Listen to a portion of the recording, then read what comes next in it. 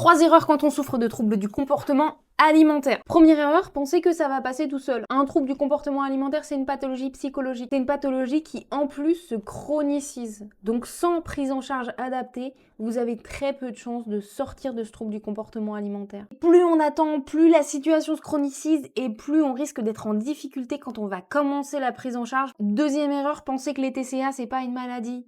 Les TCA, c'est une maladie.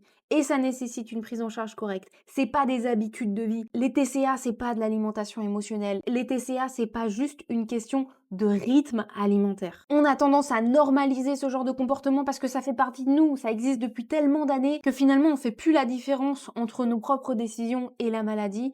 Mais là est l'erreur, cette maladie, c'est pas vous.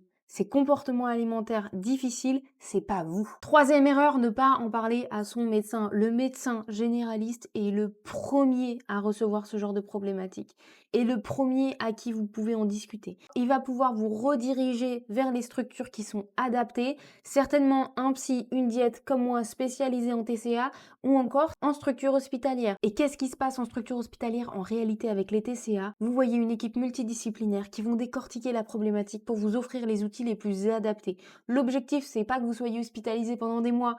Généralement, ça passe par des hospitalisations de jour avec 1 à 2 consultations par mois. Et la prise en charge, elle est vraiment très importante parce qu'elle vous retire une charge sur vos épaules. En général, quand on a des troubles du comportement alimentaire, c'est difficile d'en parler autour de soi parce qu'on a honte, parce que ça se rattache à des comportements qui sont socialement peu adaptés. Donc à partir du moment où vous rentrez dans un processus où on vous écoute, où on vous entend et on vous propose des choses, ça libère un poids de vos épaules qui est assez extraordinaire. Bref, vous avez compris, mais plus les TCA sont pris en charge par une équipe multidisciplinaire tôt, plus les résultats sont positifs.